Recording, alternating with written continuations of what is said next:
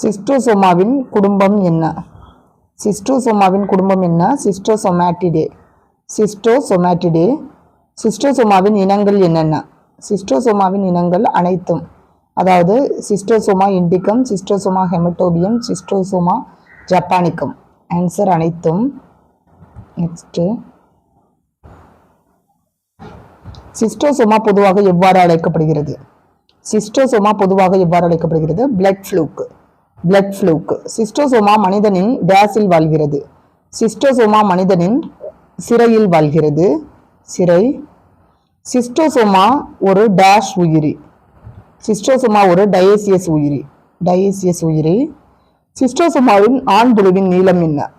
சிஸ்டோசோமாவின் ஆண்புழுவின் நீளம் 15 மில்லிமீட்டர் நீளமும் 1 மில்லிமீட்டர் அகலமும் கொண்டது. 15 மில்லிமீட்டர் நீளம், 1 மில்லிமீட்டர் அகலம் கொண்டது.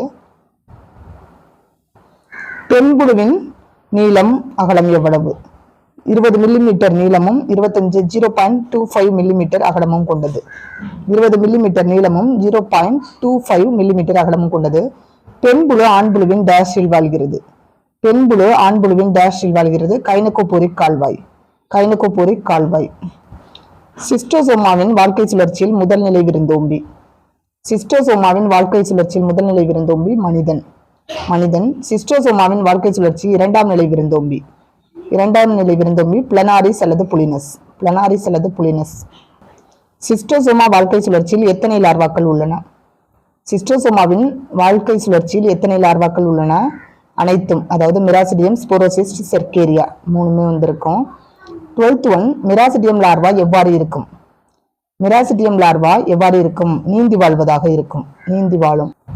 நத்தையில் சிஸ்டோசோமாவின் நிலை என்ன? நத்தையில் சிஸ்டோசோமாவின் நிலை மிராசிடியம். மிராசிடியம். 14th ஒன், சிஸ்டோசோமா மனிதனின் வாழ்க்கை சுழற்சியில் எவ்வகை நிலையில் நுழைகிறது? சிஸ்டோசோமா மனிதனின் வாழ்க்கை சுழற்சியில் எவ்வகை நிலையில் நுழைகிறது? செர்கேரியா. Answer cercaria. செர்கேரியா லார்வாவின் வால் 2 பகுதிகளாக பிரிந்து இருப்பதினால் அதனை டேஷ் என்று அழைக்கிறோம். செர்கேரியா லார்வாவில் வால் 2 பகுதிகளாக பிரிந்திருப்பதனால் அதனை டேஷ் என்று அழைக்கிறோம். Answer பியூராசெரஸ் cercaria. பியூராசெரஸ் செர்கேரியா. சிஸ்டோசோமியாசிஸ் எதன் வழியாக மனிதனுக்கு பரவுகிறது? சிஸ்டோசோமியாசிஸ் எதன் வழியாக மனிதனுக்கு பரவுகிறது? ஆன்சர் இரண்டும், அதாவது அசுத்தமான தண்ணீர், வயல்வெளிகள். அசுத்தமான தண்ணீர், வயல்வெளிகள். செர்கேரியா என்னவாக மாறுகிறது? செர்கேரியா சிஸ்டோ மூலம் எனும் முதிர்வுயிரியாக மாறுகிறது. சிஸ்டோ மூலம். சிஸ்டோ மூலம் எத்தனை வாரங்களில் முதிர் சிஸ்டோசோமாவாக மாறுகிறது? சிஸ்டோ மூலம் எத்தனை வாரங்களில் முதிர் சிஸ்டோசோமாவாக மாறுகிறது? 4 to 12 வாரங்கள். 4 to 12 வாரங்கள். சிஸ்டோசோமா ஹெமட்டோபியம் எவ்வாறு அழைக்கப்படுகிறது? சிஸ்டோசோமா ஹெமட்டோபியம் வெசிக்கிள் பிளட் ஃப்ளூக் என்று அழைக்கப்படுகிறது. சிஸ்டோசோமா ஹெமட்டோபியம் எவ்வாறு அழைக்கப்படுகிறது? வெசிக்கிள் பிளட் ஃப்ளூக் என்று அழைக்கப்படுகிறது.